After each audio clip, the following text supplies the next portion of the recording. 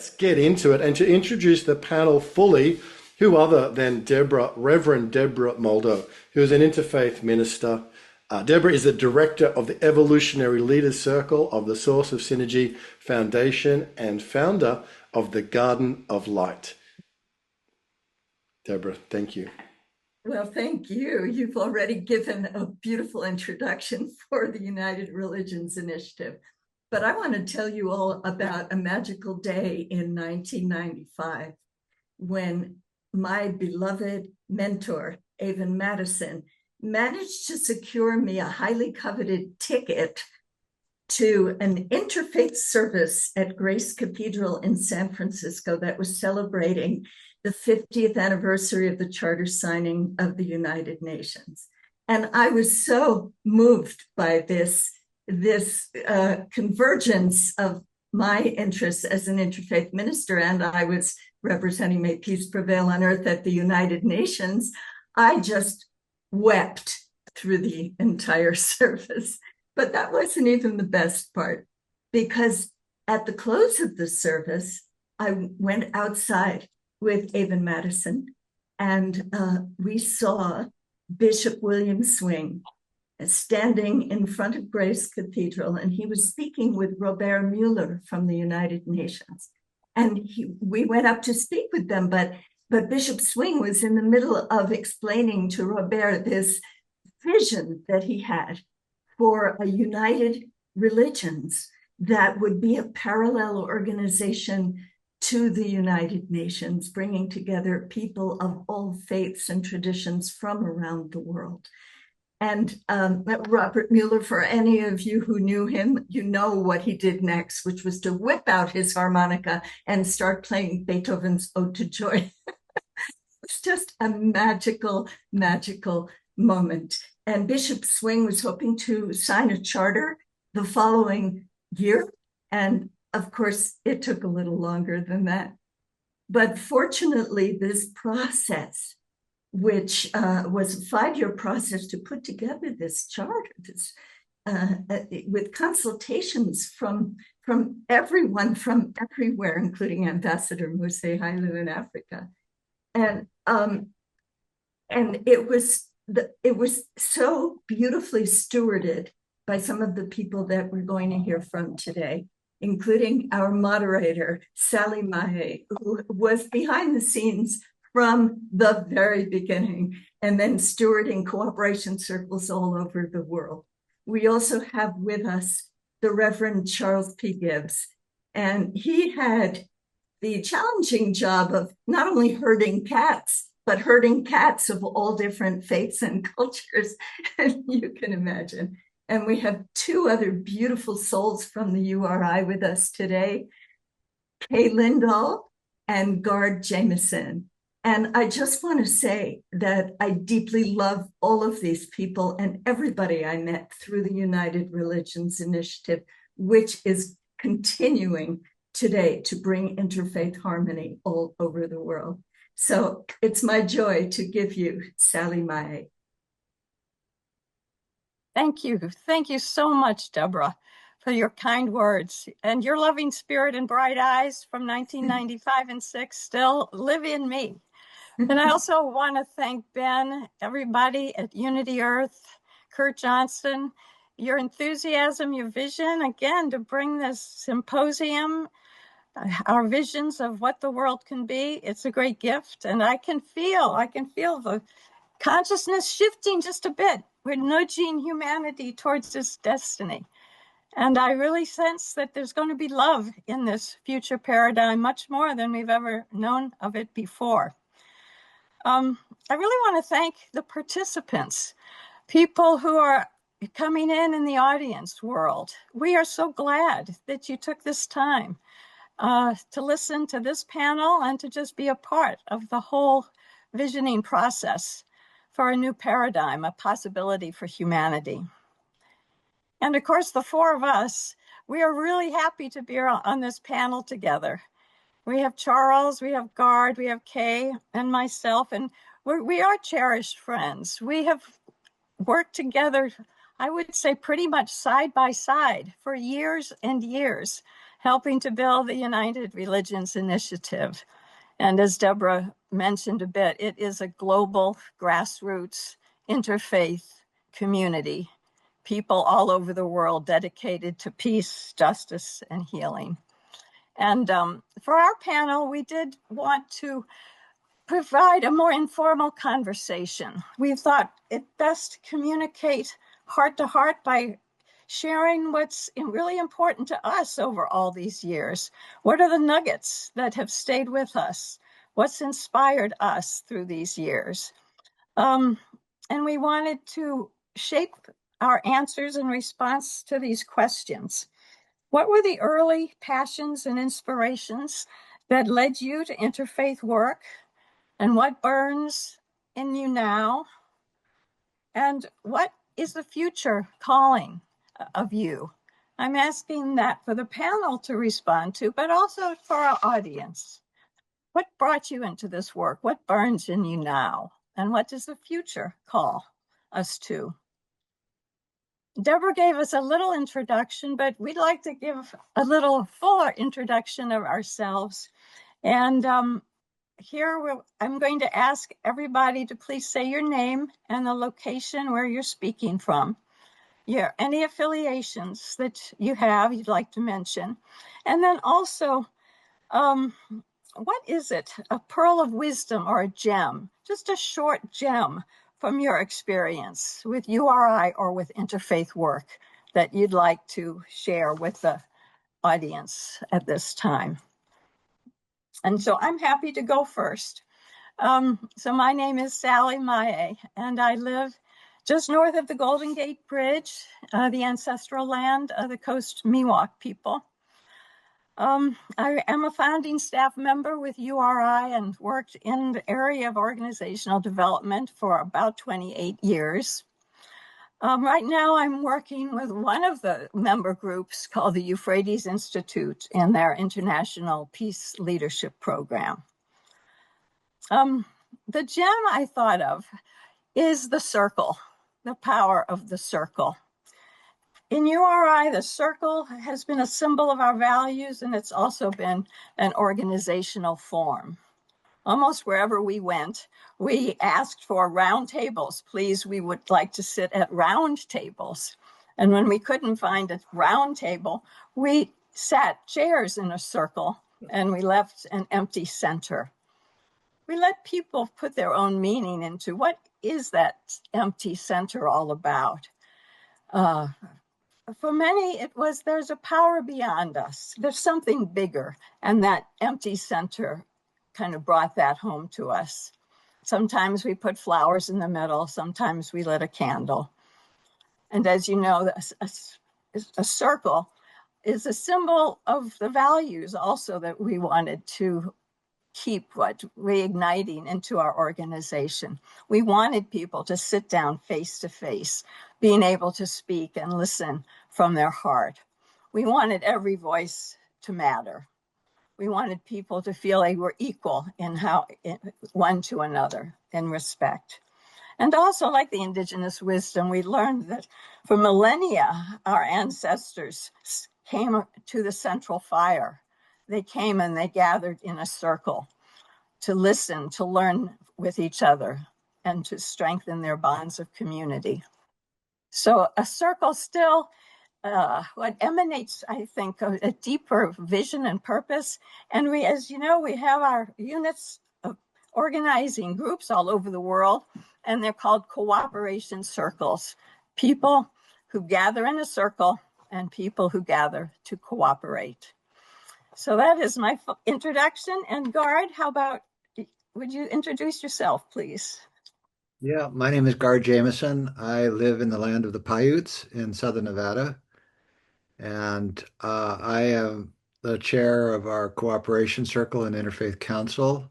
I'm also a member of the Charter for Compassion and on the board. And my gem I want to bring is something I learned the year I met Wayne Teasdale, who to me is the inspiration of all of this. And it's 1999. It was Cape Town, South Africa. Many of us were there. And not only was I introduced to interspirituality, but I was introduced to a term, Ubuntu. And that is the gem I am bringing to this group. Because Ubuntu means I am because we are. We're all connected. We're all part of a circle. We are because I am, which means that each of us is unique and has a gift that only each of us can manifest. Therefore, our job is to foster that gift in every other person. And so we have 4 Ubuntu hubs in Africa where we're building schools and hospitals and universities and all kinds of wonderful things to see this word incarnate in the lives of communities from Uganda to Zimbabwe to Kenya to Cameroon. And I will pass it to my sister Kay Lindahl, who I have had the joy of walking this path with for many, many years. Thank you, Gard. My name, as Gard said, is Kay Lindahl, and I live in Long Beach, California, which is south of Los Angeles, for those of you who don't know anything about Long Beach, because a lot of people don't. I've discovered over the years. One of the gems that I have found in working with the URI in particular was the fact that listening is so important in the work that we do. And the gem that I have come up with to define this is that listening is a sacred art and a spiritual practice. And we find one of the first things that I noticed when I got involved in interfaith work about 1991, however long ago that is, was the fact that we needed some way of communicating with people who had different belief systems and different ways of thinking about their spiritual lives that would get us not in a cooperative mode and in a way that we could speak in a safe space and not have to be concerned about someone trying to change our minds about our faith tradition. And so listening and with respect and speaking with respect was a very big part of that, which is also part of two of our what do we call them? Our Principles. Our principles that we came up. And I remember coming up with those two. I can remember, I can still see the room and the conversation that went on as we were doing that. So that's the gem. And I am at this point in my life, not as engaged as I have been. I was called at one point an indefatigable interfaith activist. And I think I got involved in every interfaith organization I came across, and they have really enriched my life considerably. But at this point, I am more in the background, and I'm more supportive of people who are doing the work right now. Thank you. And I will turn it over to Charles, my dear friend Charles. Thank you, Kay. Thank you, everyone. What a blessing to be in this space together. I hope we feel that, not just the people I can see on the screen, but everyone who's part of this call, whether you're listening on Zoom or encountering it some other way. I hope you feel in your heart we're all in this together. Or to put it another way, you are never alone. You're always surrounded by love and care and hope. My name is Charles Gibbs. I had the privilege for 17 years to serve as URI's founding executive director and to get to work with extraordinary people like the folks on this screen all over the world and discover the goodness that is everywhere, the creativity that is everywhere, the deep yearning for a better world and being an agent of bringing that world into manifestation that is everywhere. We are never alone. For the last 12 years, I've been senior partner and poet in residence at Catalyst for Peace, continuing the work for peace, justice, and healing that was so central at URI.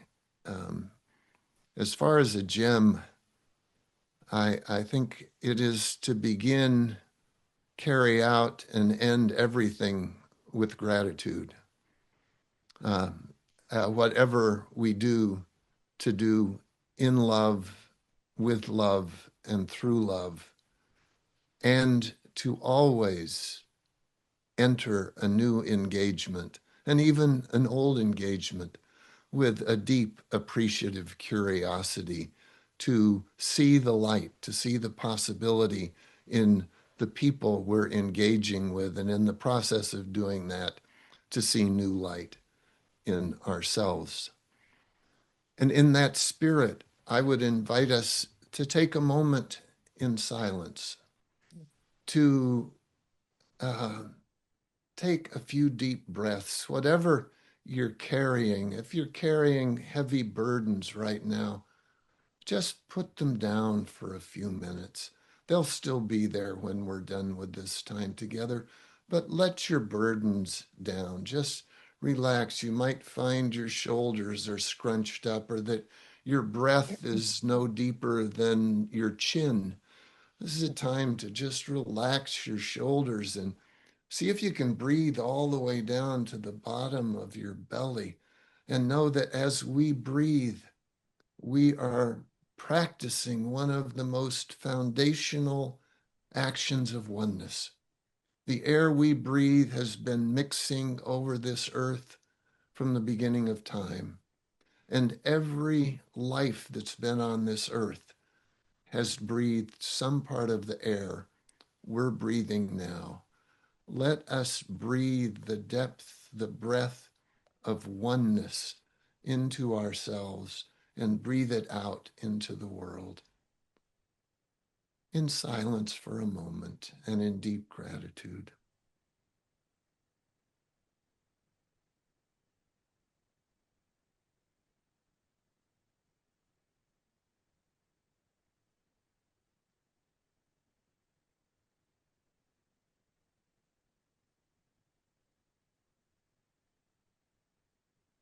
May our presence here today be a light for those whose lives are deeply shadowed.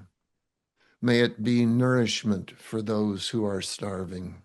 May it be comfort to those who are in pain. And in some small way, may it help shift this world into greater light. Thank you. Thank you, Charles. So let's begin with our first question. What was the impulse or the inner fire that led you to interfaith work? Where did this begin for each of you? Who'd like to jump in?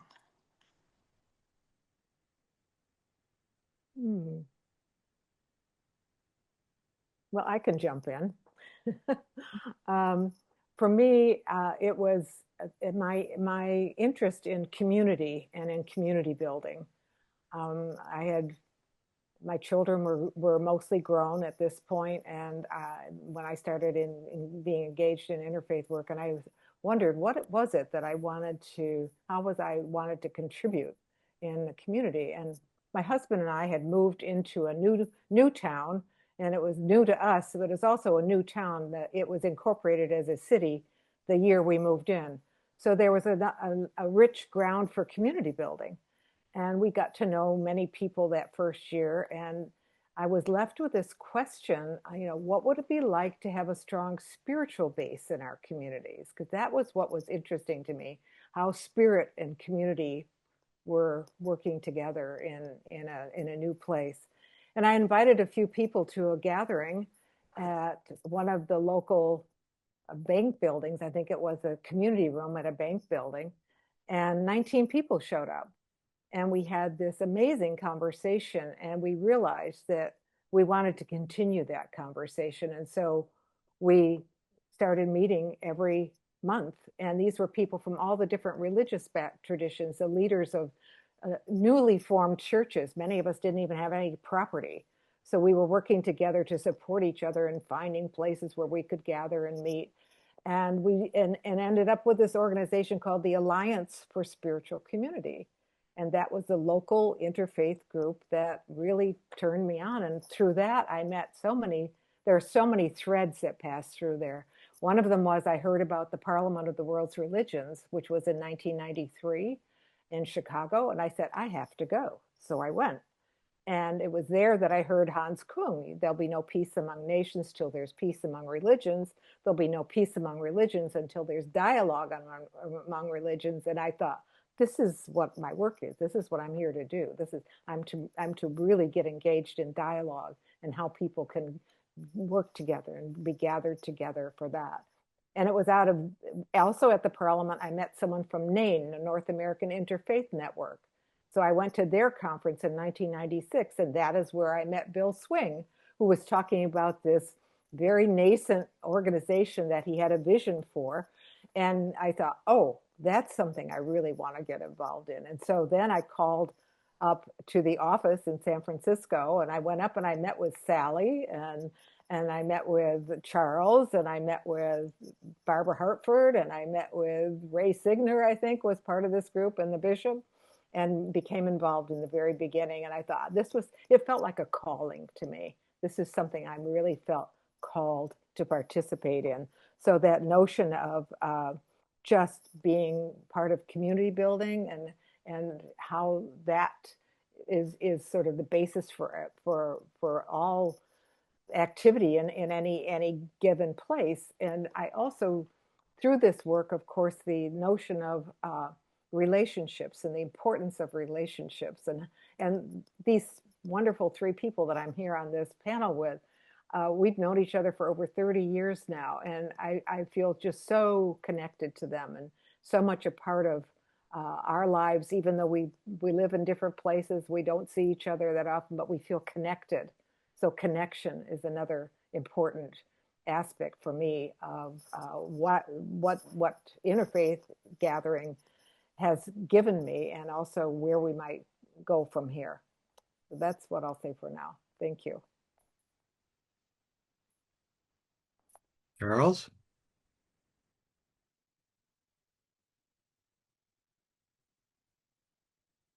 You're on mute, Charles.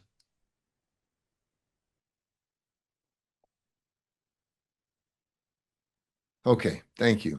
I want to share two short things. One, I came across this recently. It is a piece that is entitled My Vision for My Life. I wrote it in 1997, early in my tenure as URI's executive director. And it says this: living as a courageous, visionary servant with ever-deepening intimacy with God, joyfully to discover and manifest God's reign of love, compassionate service, justice, creativity, laughter, and inclusive community within myself and within others for all life. And I followed that with a question: how do I translate this into a job description? I'm not sure I ever did, but one of my callings is as a poet, and I'd like to offer a brief poem that expresses for me something central to what I hoped I brought to URI and what URI could help bring. And it's called The Word God. Let's celebrate that for some, the Word God, spoken over millennia through myriad languages and translations, is an open door into the realm of love and delight, into a life well lived, helping build the beloved community where all belong. Let's honor and grieve at the same time that some experience the Word God as a weapon, a club, a whip of soul wounding wielded by the unrighteous righteous to oppress all they imagine are unlike them. Then, for those open and willing, let us come together in the depths of stillness and embrace the power of the unspoken word to heal, delight, celebrate, unite, beholding and embodying the beloved community, beckoning and blossoming beyond the bounds of time and space, language and tradition, as one, for all, forever.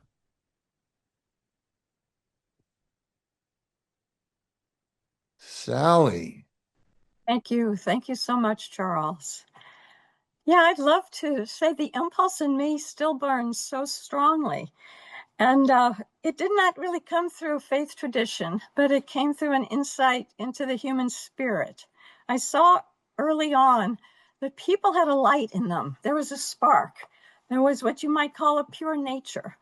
And that came when I was teaching 8th grade civics in the city of St. Louis. I was supposed to be teaching 3 branches of government, the normal factual information of civics, but I saw this light. I saw the strength in these students. I said, each of them has a gift. Each of them has a light.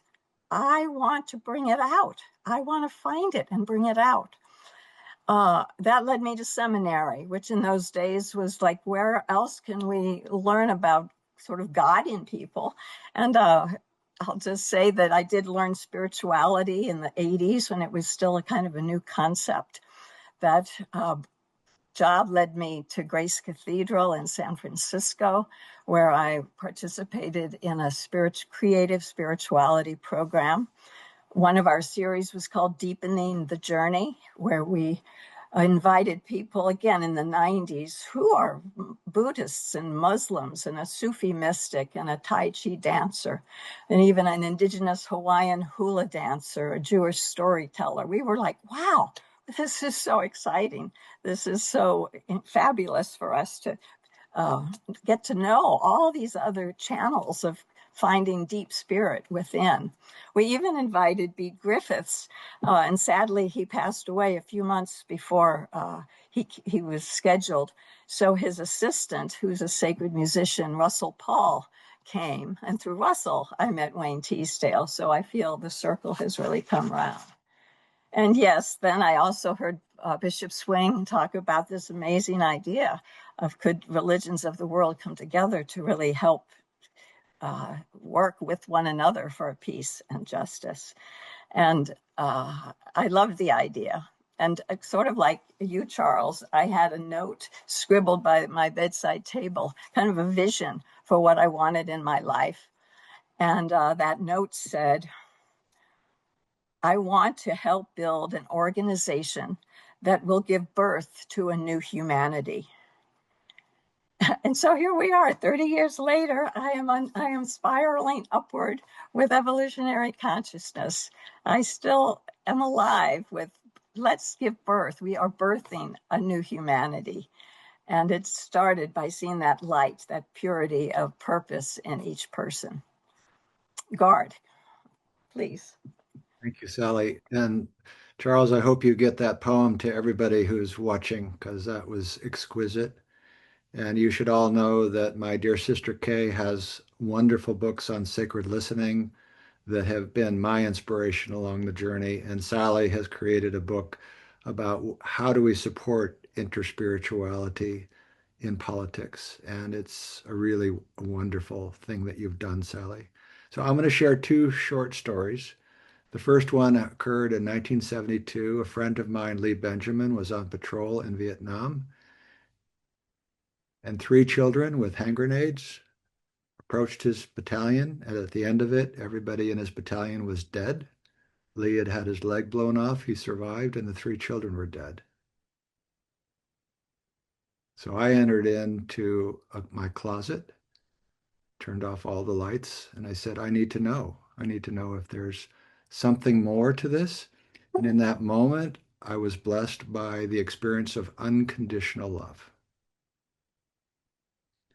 I was aflame with unconditional love. And I realized that this is the gift that every person on this planet deserves. And so I committed myself at that moment to that value of unconditional love. The second story was part of the URI story in Stanford. I was paired in the appreciative inquiry process with a wonderful abbot from San Jose named Minh Duc, who happened to be in Vietnam at the same time as my friend Lee Benjamin. And he was part of what's called the third force. And they would go out into the fields and they would find people who were wounded, whether they were north or south, did not matter. And they brought them back to the medic station. And as he shared with me, there was a young lad who had just had his leg blown off with a landmine. And they picked him up and he ran fast. And the child looked at him in the eyes as he was carrying him and said, "Please don't let me die." And Minduk was not able to get back to the medic station in time. And so he became known as the monk who runs fast. And so I, in the spirit of Wayne Teasdale, a monk in the world, I have declared, even though I am married, to be myself a monk in the world in the spirit of Wayne Teasdale, in the spirit of Minduk, and in the spirit of my brotherly Benjamin and what that experience taught me. Thank you. Thank you so much, Gard. So let's go around again. What burns in you now? Maybe in a few words, because we have one more question after this one we'd like to get to. But what's the burning that's still alive in you now? Maybe I'll jump in with this one because it does have to do with democracy. And it's words from a woman named Mary Parker Follett, who was a thought leader in organizational development and a visionary of democracy. She lived in the early 20th century. She said, "We no longer think of democracy as a form of government. We know now that it is far more than that. It is the substance of our life. It is the flame that burns in the heart of humanity, that binds us together and makes us one." So it is that same idea. What is that flame that burns in the heart of humanity? And with URI, I did do a series called The Inner Voice of Leadership. What's the motivation, the impulse for leadership? People stepping up, seeing a need, organizing, trying to do something to help. And I just want to give one example of a woman in South Sudan who I spoke with, Jane Alex, and she had started her organization called Wipe My Tears Foundation. And it was women from Catholic, Anglican, Muslim, Adventist, Spiritist traditions. And they help other women who are devastated by war. She said, "We aim to wipe the tears of so many broken souls robbed by war of their dignity, regardless of their religious or cultural difference." She said, "The women in my foundation, we don't have formal training, but I teach them what my mother taught me. Learn to see with your heart." So what burns in me right now is that continuation of looking for the flame that burns in every one that you can draw out, and to believe in people stepping up, seeing a need. And whenever I see that, I just light up myself, and I know that energy is the winning energy to take us forward.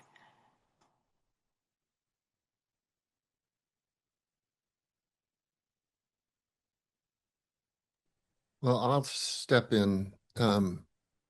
There, in the evolution of URI's charter, there was a line that said, "We value all voices, especially those voices not often heard." At this pivotal time in our planet, on our planet, what burns in me is helping the voices not often heard believe in themselves enough to speak out, and to help the rest of the world listen a little better.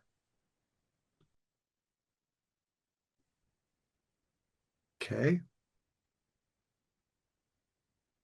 Go ahead. You're unmuted. Well, what burns in me right now is the pain of the planet. And every morning I engage in loving kindness meditation to expand my circle of concern to others who are suffering. I have two daughters, one who is trans, one who is gay, and they cry a lot. So what burns in me is how do we get out of this hole? It's the rule of holes. If you're in one, stop digging. And so for me, Ubuntu provides a pathway. And the indigenous cultures of this planet have known this pathway for centuries. And I'm recalling, for those of you that were at the Melbourne Parliament, the indigenous leaders holding hands across the stage saying, when you're ready to listen, we have answers. And so the circles of trust, Parker Palmer, circles, vulnerability, centering prayer, Thomas Keating, who was there at the 93 Parliament. These circles create a quality of vulnerability which allow us to come from the soul, to come from the heart. Until we're coming from the heart, until we're coming from the soul, nothing's going to change. So I encourage my students at university to engage in some kind of formal practice to shift the gravity of their consciousness toward unconditional love. That's what burns in my soul. That's beautiful, Gard. Well, what burns in my soul right now is the notion of beauty and how and justice. There are two things. One is beauty and one is justice. And in every year I come up with an intention, a word that just represents an intention for the year. And I was having a rough time coming up with one this year for some of the reasons Gard was talking about. It's a tough time right now. And then just before Epiphany, January 6th, I had this notion, oh, beauty. And I thought, where did that come from? And then the next day, I found myself listening to an interview that Krista Tippett had done with John O'Donohue shortly before he died. And it's the most beautiful expression of the importance of beauty to the human spirit and how, and then within another week or so, there was a monthly newsletter from Joan Chittister, and her monthly newsletter was on beauty. And there are just a couple quotes that I want to read from that because it just captured me in this time particular. And one of them was that beauty is the glue that holds the world together. I love the idea that beauty has that sort of capacity of holding us together. We need to be held right now. And another one is that souls thirst for beauty and thrive on it, and by it nourish hope. Because one of the other things I thought about was I have hope in the terms of muscular hope, not namby-pamby hope, but real deep hope for what's possible in the future. And I think beauty is a part of that. And it's a practice as simple. So for me now, it's a practice every day to practice noticing beauty and to be aware of the presence of beauty. And that the ripple effect of that in my soul ripples out into everybody I come in contact with when I do that. But it's as simple as going for a morning walk and having some kind of relationship with a bird or a squirrel, or I live near the water, so I also often see fish in the water jumping, leaping up, and or the flowers that I see, just something that nourishes that sense of beauty that also leads to that wonder and that awe of life, and how that is one way to go forward. I'll talk more about justice in response to the next question. Thank you. Are there any sparks? Anything else that wants to be said? I think we've heard some profound insights.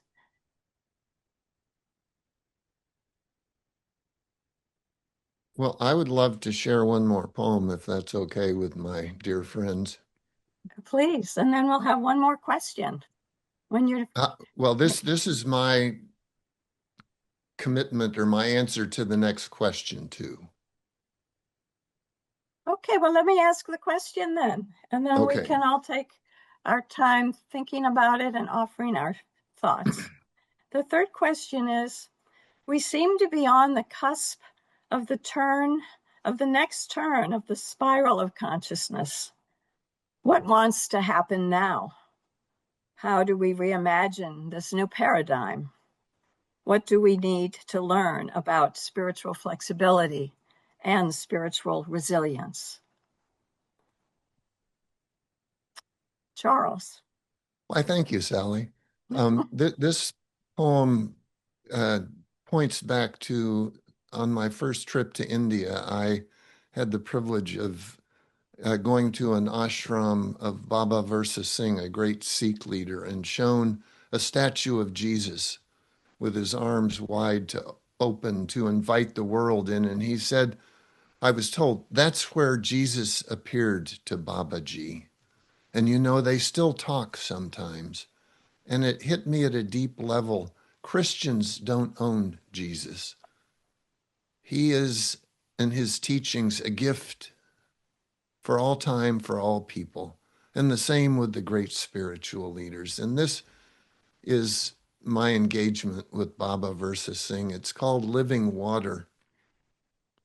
Where is the well to draw the beloved's living water when all stories of God seemed closed doors, not open windows, fingers pointing at the wounding past, not the luminous moon?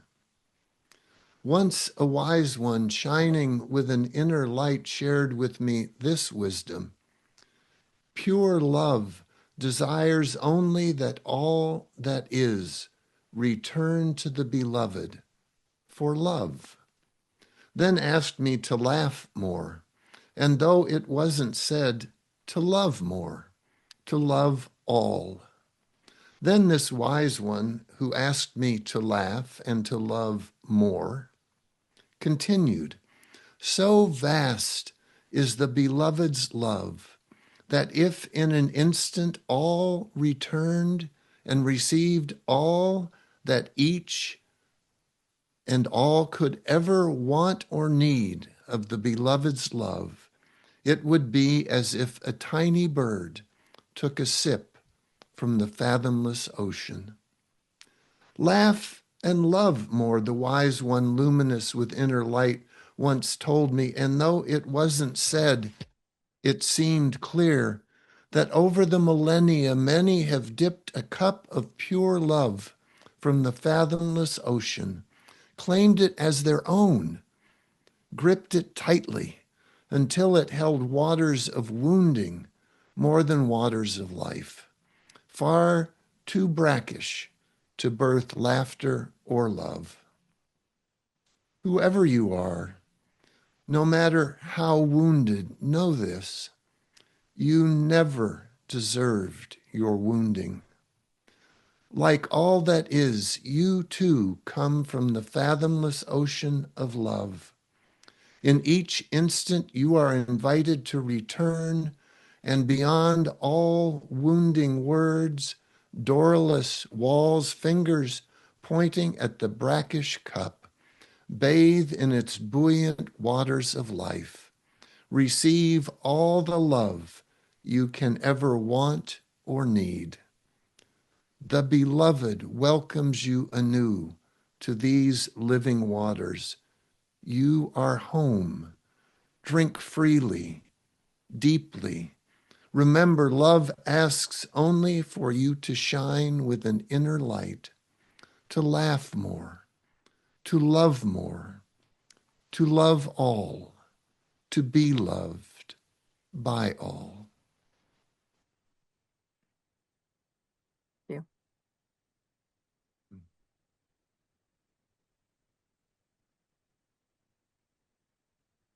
Well, I want to follow Charles because that was exquisite. So I tell people I'm a swing theologian, and my primary source is Nat King Cole. He sang a song called Nature Boy, in which he said, the greatest lesson you'll ever learn is just to love and be loved in return. And I believe that is absolutely the truth. And I also know, and I'm declaring to everybody that will listen, Kay, that this is the year of transitional hope. Thanks to the work of Ben and Kurt and Deborah, and so many of you who are watching and are with us this evening or this afternoon. We are in an axial moment as great as the axial period, and it is an extraordinary time to be alive. So as I tell my students, all hands on deck, all oars in the water, because this isn't just about compassion, this is about compassionate action. So whatever your hands find to do, whatever your heart finds to do, please do it, because the world is crying for what you have, the gift that you've brought. I'll turn it over to my sister Kay. Oh, that was wonderful. Thank you, Gard. Well, interestingly enough, none of us had talked about our responses to these questions before just now, but my third response has to do with love as well.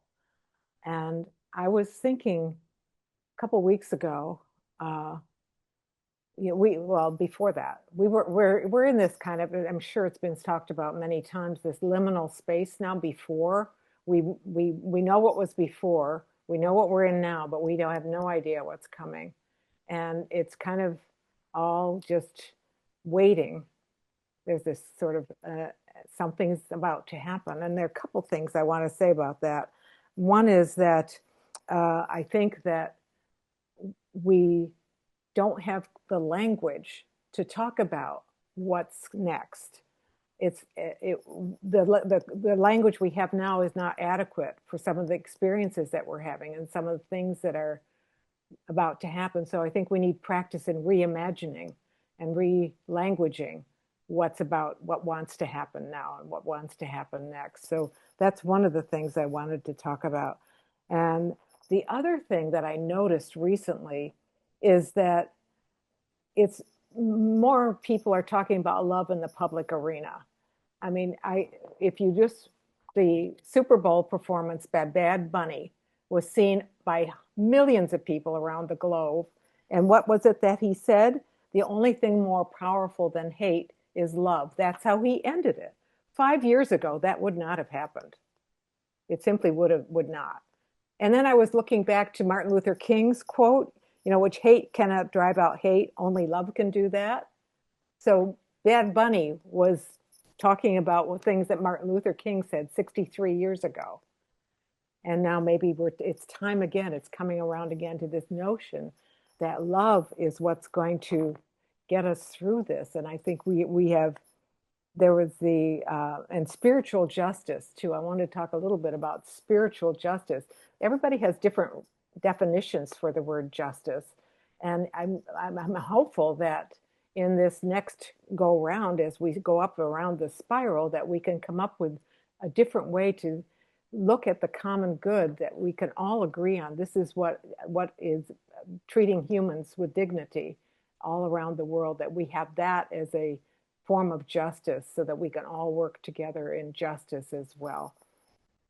So that's what I wanted to share about the next turn and go around as we move along the spiral. Sally? Thanks so much. I feel it. There's an impulse of love. That's the impulse of the heart. I feel that's the new energy that's coming forward, which will take many forms. I was struck by the words spiritual resilience in the question. What do we need to learn about spiritual resilience? And recently I saw an old clip of the lunchroom sit-ins in Nashville, Tennessee in 1960, part of the civil rights movement. The young women and men, black and white together, they sat in their lunch counters and were heckled, were beaten. But what struck me is their discipline, their rigor, their skill, their knowledge. They brought a conviction that what they were doing was absolutely needed and absolutely important. They worked in common purpose. They were trained in nonviolent response, what to do when you're hit with anger, when you're hit with frustration, when you're hit with hostility. You don't hit back. You learn a different way. It's a skill. It's a tool. And their relationships, they stuck together. So again, I think the call of the future is people inspired by this energy of love, but learning tools. I think Meg Wheatley called us the warriors of the spirit.